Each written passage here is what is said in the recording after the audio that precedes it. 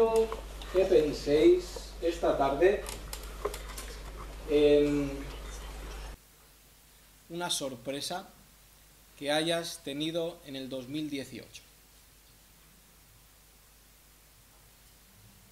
Estoy seguro que has tenido alguna,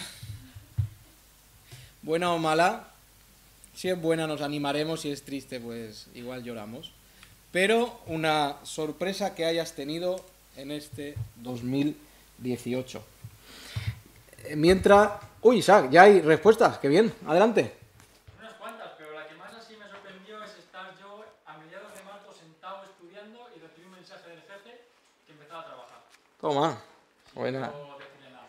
Y hasta el día de hoy, gracias a Dios, aquí estoy. Qué buena sorpresa. Una sorpresa agradable. Qué buena sorpresa. Qué bien. ¿Hay más sorpresas? Iñaki. Otra sorpresa que me llamó a mí también. Bueno, voy a preguntar si el jefe les ha llamado a alguien más. ¿No? Bueno, pues no hay más sorpresas por ahí. Desde luego una sorpresa muy... No repetimos nada, eso ya es sorpresa, ¿no? Sí, sí. Sí, sí. Qué bueno. ¿Alguna sorpresa más? Sí, María. A mí, que estando en México, me ofrecieron venir a conocer Francia. Vaya sorpresa, ¿eh? Sí. Vaya sorpresa. Tan lejos. María José. Yo, pues, ya sabéis que nuestra familia está muy lejos y cada uno en un punto diferente del mundo. Y nunca imaginé que fuéramos a ir de vacaciones a Chicago y pudiéramos conocer a un primo nuestro. Fue súper raro, pero muy bonito. Qué bueno, qué bueno. Sí, sí, eso es una buena sorpresa. ¿Algo más? Yo la sorpresa que ya he comentado, encontrar a esta amiga después de 20 y tantos años, toda ilusionada, y de repente cuando yo empiezo a hablar del Señor, se fumó. Buena cuando nos encontramos, desde luego, porque yo me puse muy emocionada y ella también. Qué bien. Pero luego también me emocionó, me desilusionó todo lo que hay. Vaya, Porque luego ella dijo, vaya, pero no me lo esperaba. vaya. Sorpresa buena y mala. Y Malala, sí. Una dulce y otra amarga. ¿Más sorpresas?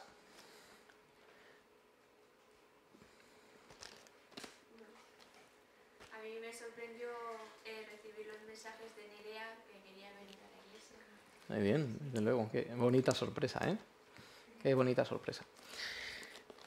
Pues... Si os habéis portado bien este año, quizá habráis un regalo en Navidad o en el Día de Reyes. Y normalmente hay sorpresas buenas, sorpresas malas, pero yo espero que todos en estas fechas, con mucha ilusión, habráis algo que sea una sorpresa y que sea bonito. Hablé la semana pasada sobre Dios haciendo cosas desde antes de la fundación del mundo. Dije varias cosas en las cuales ocurrieron antes de la fundación del mundo, cuando lo único creado no, voy a hablar teológicamente bien, cuando lo único existente era el seno trinitario en el cual están el Padre, el Hijo y el Espíritu Santo.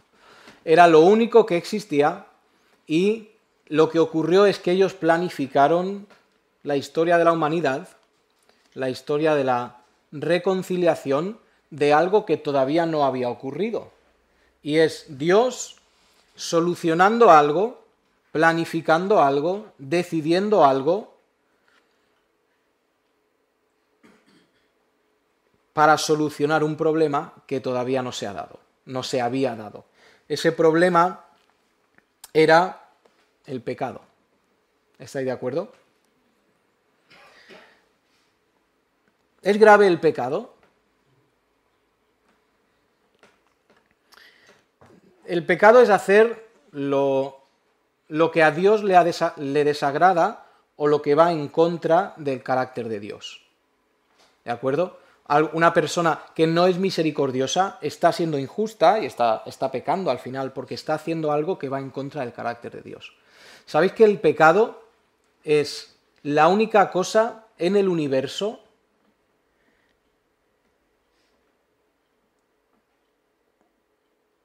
es la única cosa en el universo que ha conseguido separar la comunión eterna y esa comunión primigenia entre el Padre, el Hijo y el Espíritu Santo. No hay ninguna otra cosa que haya conseguido romper esa comunión. Absolutamente nada. Nadie lo ha conseguido. Problemas internos dentro del seno trinitario, no. Satanás no ha conseguido ir y en su papel de dividir y de distorsionar y de destruir, no ha conseguido provocar problemas entre la unión del seno trinitario. No lo han conseguido la guerra espiritual en la cual estamos inmersos, no lo ha conseguido Satanás, no lo ha conseguido el hombre, no lo ha conseguido ningún reino por poderoso que haya sido. Lo único que ha roto la comunión eterna es el pecado. ¿Y cuándo ocurre esto? ¿Cuándo ocurrió esto? Pues hace aproximadamente 2000 años, cuando Cristo clama: Padre, Padre, ¿por qué me has desamparado? Fijaos que la gravedad del pecado es que consigue hacer que se rompa esa comunión entre el Padre, el Hijo y el Espíritu Santo. En este caso, Cristo encarnado siendo Dios y siendo hombre. El pecado es grave. Nos enseña la palabra de Dios que todos hemos pecado, por lo cual todos estamos destituidos de la presencia de Dios.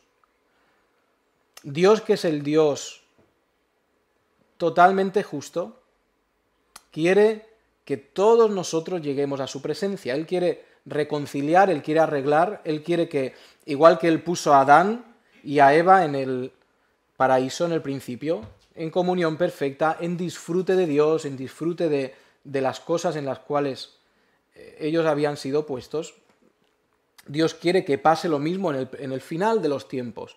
Quiere estar con nosotros en un entorno maravilloso, con una comunión perfecta. Y el Dios amoroso que tanto desea esto, ¿cuánto desea Dios atraernos hacia Él? ¿Cuánto desea Dios restaurar la comunión rota entre Dios y el hombre por el pecado? Él tiene un leve interés.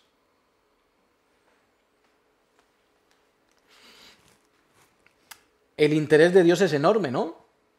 Nosotros lo he dicho muchas veces, medimos el amor por lo que estamos dispuestos a sacrificar, ¿cierto? Pues tanto amaba a Dios, tanto nos amaba y tanto quería rehacer la comunión rota en el Edén, que entrega a su Hijo. Da lo mayor que Él tiene, lo de más valor que Él tiene, por eso Dios es generoso sin fin, porque da lo de mayor precio que tiene, que es su Hijo, para que la comunión pueda ser hecha. La salvación, por lo tanto, viene a través solamente de Cristo. La vida eterna viene solo a través de Cristo. El perdón de los pecados viene solamente y exclusivamente a través de la contemplación del Cristo crucificado, el cual, cuando clamamos al Padre en arrepentimiento, clamando por el perdón de nuestros pecados, Él no nos echa fuera, sino que nos alarga su mano y nos invita a esta comunión. Y el plan primigenio comenzado desde antes de la fundación del mundo funciona, se lleva a cabo.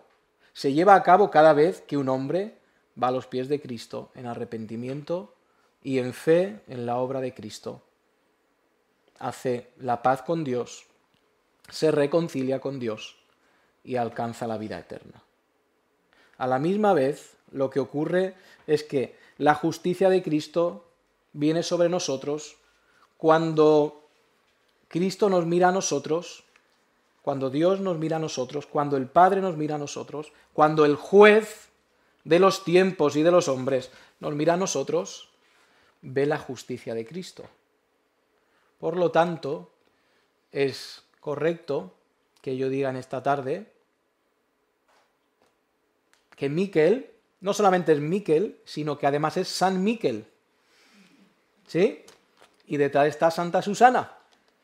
Y detrás está Santo Isaac, San Miguel, traducido al castellano, San Michael. ¿Por qué? Porque nosotros hemos hecho la obra para conseguir ser santos. No, sino porque hemos recibido la justicia de Cristo en nosotros. Todo eso que yo he dicho en 5 minutos y se podría contar en horas, es el Evangelio. Ocurrió todo, se planificó todo, ¿cuándo? Antes de la fundación del mundo. ¿Existen sorpresas para Dios? ¿Existen sorpresas malas para Dios? No. ¿Existen sorpresas buenas para Dios? No. Nos dice la palabra de Dios que los ángeles se regocijan cuando un nuevo alma es salvada. Y sí hay gozo en el cielo, pero no hay sorpresas. Yo he contado ya la historia, quizás sí, quizás no, seguramente lo habré hecho hace tiempo. He contado la historia de un misionero que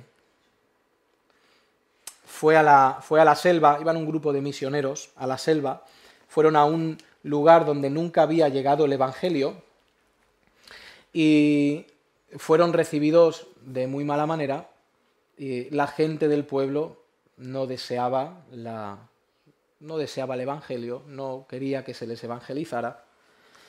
Sí hubo alguna respuesta, algunos se salvaron. Y en medio de ese clima de tensión, sí es cierto que algunos se salvaron, pero la mayoría no le interesaba. En medio de ese clima, esa tensión en el aire, estaban este grupo de misioneros en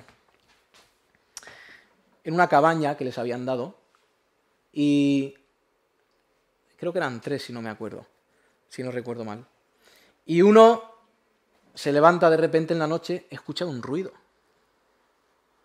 Escucho como voces de gente. Y escucho como que se están acercando a la cabaña. Despierta a los otros corriendo, todos alerta. ¿Qué va a pasar? ¿Van a venir? ¿Qué van a hacer? ¿Qué es lo que pretenden? Pues, de repente, este grupo de personas va hasta la puerta de la cabaña, abren la puerta de la cabaña y empiezan a cantar «Cumpleaños feliz». Y resulta que era cumpleaños de uno de los que estaban ahí. El que cuenta la historia dice que fue una de las mayores sorpresas de su vida, porque él estaba pensando que iba a morir, diciendo «esto viene a matarme, mi mujer, mis hijos, ¿qué va a ser de mí?», pero querían hacerle algo bueno. Y nosotros como seres humanos que desconocemos el futuro, que somos incapaces de saber incluso lo que va a pasar mañana, no solamente con nuestra vida, sino con la vida de todos los que nos rodean, que somos incapaces de determinar nada para mañana,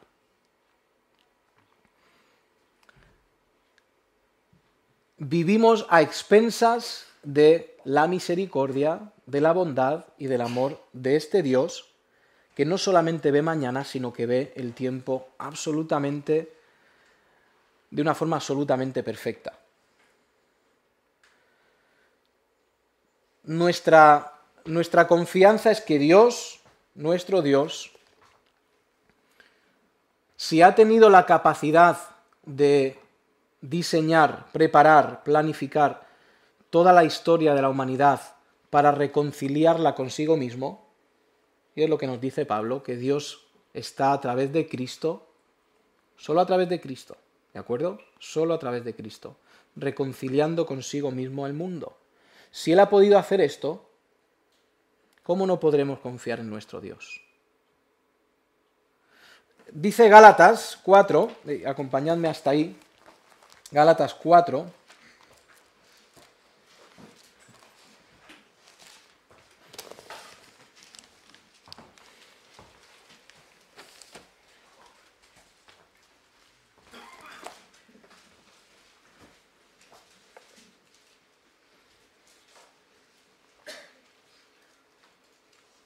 Fijaos lo que dice ahí Gálatas 4, vamos a leer del 4 al 7. Pero cuando vino el cumplimiento del tiempo, Dios envió a su Hijo, nacido de mujer y nacido bajo la ley, para que redimiese a los que estaban bajo la ley, a fin de que recibiésemos la adopción de hijos. Y por cuanto sois hijos, Dios envió a vuestros corazones el Espíritu de su Hijo, el cual clama, Abba Padre. Así que ya no eres esclavo, sino hijo, y si hijo, también heredero de Dios por medio de Cristo. Dice el principio del versículo 4, pero cuando vino el cumplimiento del tiempo. Cristo no vino a esta tierra un minuto después o un minuto antes de lo que tenía que venir. Todos conocéis, hemos predicado muchas veces sobre el contexto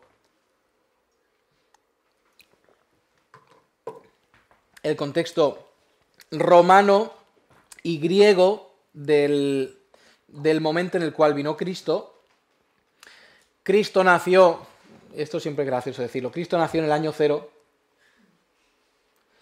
y yo creo que lo entendéis cuando digo esto.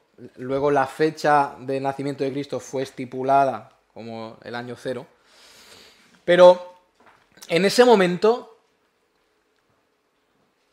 no, voy a decir que toda la historia de antes, desde Adán hasta ese momento, los movimientos de reyes, los movimientos de príncipes, los movimientos religiosos, los movimientos de personas, todo va siendo movido para que Cristo nazca. ¿Cuándo nace? ¿Dónde nace? De una forma perfecta. ¿Por qué digo que los países, los príncipes, los reyes, por qué todo esto digo que es organizado? Porque cuando Cristo nace, ocurre una cosa que seguramente no ha ocurrido muchas veces en la historia, y es que hay un pueblo que ha gobernado todo el Mediterráneo y ha conseguido implantar paz. Cuando tú tienes paz entre países, tienes libre circulación, ¿cierto? Si nosotros estuviéramos en guerra con Francia, espero que no pase, con nuestros queridos hermanos y vecinos franceses, veo alguna sonrisilla. Bueno, espero que no pase nunca, pero si nosotros estuviéramos en guerra, tú dices, que me apetece ir a pasar la tarde en las landas, y ahí vas tú tranquilamente andando por una frontera, ¿te van a dejar pasar? Hombre, yo no voy a hacer nada, yo vengo aquí a pasar la tarde y a hacer un picnic. No, estamos en guerra. No hay libre tránsito, no puedes pasar. Cuando Cristo viene, cuando el Evangelio tiene que correr como la pólvora por todo el Mediterráneo, está la paz que han puesto los romanos, y eso hace que el Evangelio, como decía el hermano Jean-Jacques esta mañana, el Evangelio corre. Y voy a decir que llegaría seguramente si no a todo el mundo, a gran parte del mundo conocido, el Evangelio, en esos días. Porque Cristo nace en el momento perfecto. Perfecto. Dios tiene que mover 3.000, 4.000 años de historia para que Cristo nazca en el momento adecuado. Y ocurre con toda la facilidad con la cual Dios hace las cosas.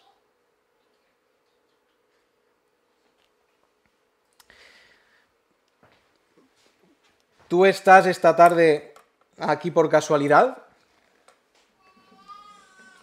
No sé, igual alguno en su casa tira una moneda al aire y ha dicho, si sale cruz, voy. No sé. Pero el resto, yo diría que Dios tiene un plan para ti esta tarde. Igual tienes que entender algo, igual tienes que hablar con alguien para ser de ánimo, igual tienes que pedir perdón por algo. Cada uno lo sabe. Cada uno debe saberlo. Desde antes de la fundación del mundo, nosotros hemos sido escogidos como hijos. Vimos varios la semana pasada, podríamos ir... Vimos la semana pasada Efesios 1:4, donde yo estoy aquí al lado, lo leo, cuando dice que nos escogió en Él antes de la fundación del mundo para que fuésemos santos y sin mancha delante de Él. Dios nos ha elegido a nosotros. No solamente, y cuando Dios nos elige a nosotros no forma un club selecto, ni un club VIP, ni un club de los mejores, ni de los más dignos, sino que salva a pecadores y los hace hijos de Dios, y a la misma vez quiere que esos hijos de Dios se reproduzcan e inviten, llamen, hablen, para que el Evangelio corra.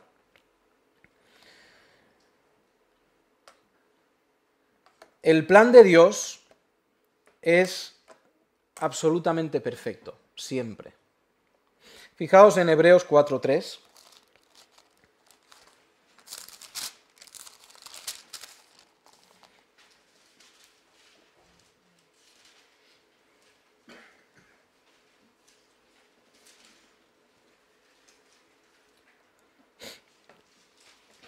Hebreos 4:3 está hablándonos de algo que ocurrió en el Antiguo Testamento. Fijaos cómo dice desde el versículo 1, temamos pues, no sea que permaneciendo aún en la promesa de entrar en su reposo, alguno de vosotros parezca no haberlo alcanzado, porque también a nosotros se nos ha anunciado la buena nueva como a ellos, pero no les aprovechó el oír la palabra por no ir acompañada de fe en los que la oyeron.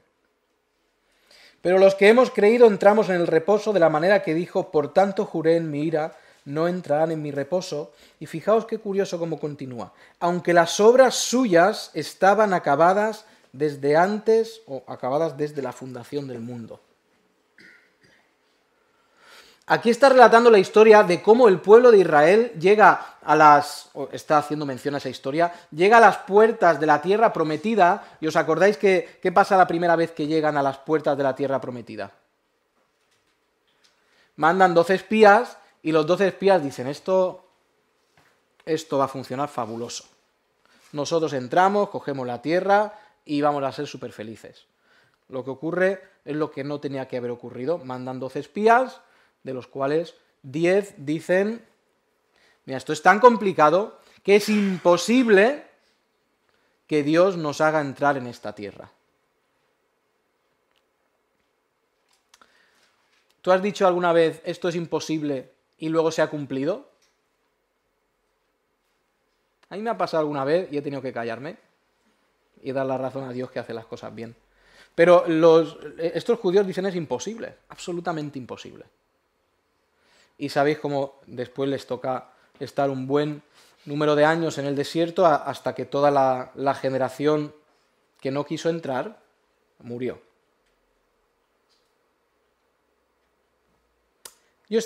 Cuando leía esto, yo estaba dándole vueltas en mi cabeza y pensando. Dios había preparado la tierra. ¿Qué pensáis? Cuando Dios, Padre, cuando Dios les lleva a la puerta de la tierra prometida, ¿Dios había preparado la tierra? ¿Sí? Sí, Carmina, así es, sí, la había preparado. ¿Por qué ofrecerles algo que no iba a darles, no? Pero claro, aquí hay una dificultad. Dios ha preparado la tierra para gente que no va a cogerla, ¿cierto? Fijaos, Dios lleva a estos ahí, ¿Dios sabe que van a fallar? Sí. ¿Dios ha preparado la tierra? Sí. Y cuando Dios les manda ir al desierto, dan la espalda a la tierra que Dios les había preparado y la ven hermosa como es, pero están yéndose. Porque Dios ha dicho, ahí teníais la promesa y la habéis desechado. Una promesa preparada desde antes de la fundación del mundo, una tierra preparada desde antes de la fundación del mundo, y por su incredulidad la pierden y luego mueren en el desierto. El ofrecimiento estaba ahí, la tierra estaba ahí, y su falta de fidelidad, de fe, es lo que hace que la pierdan. Nosotros debemos creer, porque nos dice su palabra, que al que es fiel hay preparadas cosas maravillosas para ellos. Al que cree, ¿qué nos dice la palabra? Al que cree, le es posible todo. ¿Cuántas cosas has perdido por tu falta de fidelidad? Yo creo que algunas he perdido. Ahora, Dios, que lo tiene todo en control, quizá luego da otras cosas, pero ¿cuántas cosas hemos perdido? ¿Cuántas cosas hemos perdido por falta de fe en lo que nos dice su palabra? Dios en su perfección planea todo proveyendo la tierra, aunque ellos iban a fallar. No hay forma... No voy a decir eso, voy a decir otra cosa. Vamos a Apocalipsis 17:8. Vamos ahí, quedamos sin tiempo.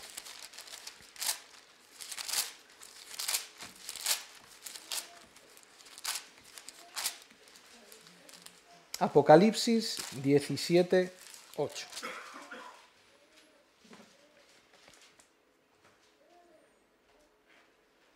Fijaos que este versículo dice: la bestia que has visto era y no es, y lamento meteros en este capítulo así en frío, sin explicar todo lo que envuelve a este capítulo, porque es un poco complicado, se podría hablar mucho, pero dejadme que coja aquí un par de ideas. La bestia que has visto era y no es, y está para subir del abismo e ir a perdición, y los moradores de la tierra, aquellos cuyos nombres no están escritos desde la fundación del mundo en el libro de la vida, se asombrarán viendo la bestia que era, que no es y será. Y nos habla de un libro con nombres, el libro de la vida. Fijaos en Éxodo 32, 31 al 33. Ahí tenemos otra referencia al libro de la vida. Éxodo 32.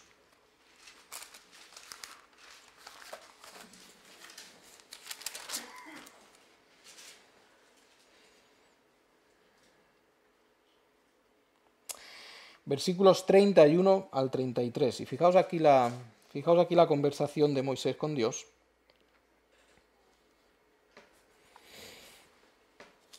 Entonces volvió Moisés a Jehová y dijo, aquí es cuando Moisés ha subido a recibir la ley, ¿de acuerdo? Después va a bajar, va a tirar las tablas y todo eso. Esto es lo que se celebra, por cierto, en Pentecostés, ¿de acuerdo? Para que tengáis una idea así, la Pascua ocurre y 50 días después, por eso el Pentecostés, es cuando los judíos, estos son fiestas judías, es cuando los judíos recordaban el día que Moisés dio la ley al pueblo judío, ¿de acuerdo? Entonces Pentecostés no es una invención de los cristianos. Pentecostés es una fiesta judía, ¿de acuerdo? Y es muy bonito porque cuando ocurre Pentecostés con la bajada del Espíritu Santo, se cumple la profecía en la cual dice: yo escribiré en sus corazones, escribiré mis leyes. Y fijaos que es en la fiesta en la cual celebraban la bajada de la ley, la venida de la ley, o la entrega de la ley a Moisés. En Pentecostés el Espíritu Santo vino y la palabra de Dios y la mente de Cristo empezaron a morar en el corazón del hombre a través del Espíritu Santo. Entonces, una curiosidad de fecha, ¿de acuerdo? Una curiosidad no, Dios lo hizo así. Pero tenemos esos versículos, he dicho Éxodo 32, 31 al 33. Fijaos en la conversación. Y aconteció que al día siguiente dijo Moisés al pueblo: vosotros habéis cometido un gran pecado, pero yo subiré ahora a Jehová, quizá le aplacaré acerca de vuestro pecado. Entonces volvió Moisés a Jehová y dijo: te ruego, pues este pueblo ha cometido un gran pecado porque se hicieron dioses de oro. Que perdones ahora su pecado, y si no, ráeme ahora de tu libro que has escrito. Y Jehová respondió a Moisés: el que pecare contra mí, a éste raeré yo de mi libro. Ve pues ahora, lleva a este pueblo a donde te he dicho. He aquí mi ángel irá delante de ti, pero en el día del castigo yo castigaré en ellos su pecado. Y Jehová hirió al pueblo porque habían hecho el becerro que formó Aarón. Y se podría hablar mucho sobre el libro de la vida, no es el momento, pero voy a decir que ningún nombre es borrado del libro de la vida. Nuestros nombres, si están inscritos, si nosotros somos hijos de Dios, si Dios nos ha dado vida eterna, nuestros nombres están en ese libro. Si quieres debatir si es físico o espiritual, pues después lo debatimos. Pero están escritos en ese libro de la vida. Están escritos en ese libro de la vida los que todavía no han nacido, pero conocerán un día al Señor Jesucristo, porque todos los nombres de los que son salvos están en ese libro. Y un día en tiempos futuros, en Apocalipsis, serán abiertos esos libros. ¿Por qué nadie va a ser borrado de ese libro de la vida? Algunos usan este versículo para hablar de perder la salvación. Pero perder la salvación va en contra de todo lo que hemos estado viendo este domingo y el domingo pasado. Porque si Dios planifica todo desde antes de la fundación del mundo, Dios no puede tener sorpresas. Por eso Dios no está desde el cielo mirando, a ver si Miquel se está portando bien, y hoy le ha gritado a Noemí, le quito el nombre. Ya no es San Miquel, ahora es Miquel a secas, y ya no es hijo mío. Entonces borramos el nombre. Pero Miquel mañana se arrepiente, o en 5 años se arrepiente, y otra vez viene a la iglesia, y ahora sí que creo de verdad. Y otra vez se escribe el nombre. Y luego en unos años Miquel deja de ser fiel, y Dios tiene que decir, ahora tengo que borrarlo otra vez. Y borra el nombre. Dios es el Dios que lo sabe todo, lo planifica todo, y cuando un nombre, que son los de sus hijos, están en el libro, jamás se borra. Cristo le dijo al Padre, orando, las ovejas que me has entregado, ¿cuántas voy a perder?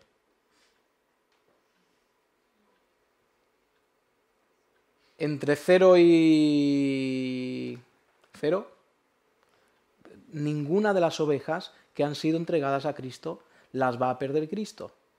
Luego Pablo va a decir, nada nos podrá separar del amor de Dios, nada puede destruir la unión que se crea cuando el hombre ha confiado en Cristo, es nueva criatura, tiene vida eterna porque ha creído y porque se ha arrepentido. Por lo cual, el creyente tiene seguridad de salvación y no tiene que estar temiendo si mañana la perderá, si mañana no la perderá, porque Dios es el que empieza una obra y la termina. Nos dice Efesios, hablando de la iglesia, nosotros somos la iglesia,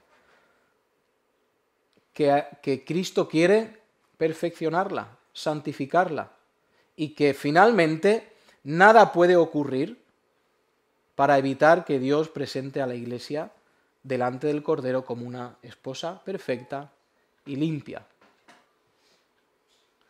Porque Dios así lo ha planificado y porque ocurrirá. ¿Qué puede ocurrir en tu vida que coja por sorpresa a Dios?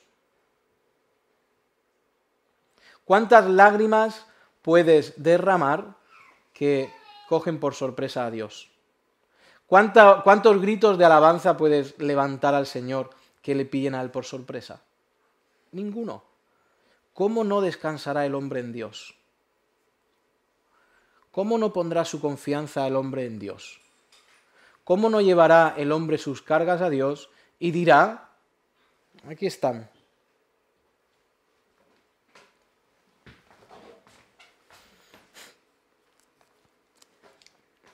No habremos pasado ya del tiempo.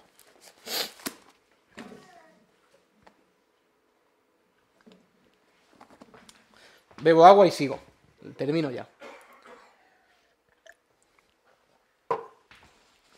La seguridad de salvación...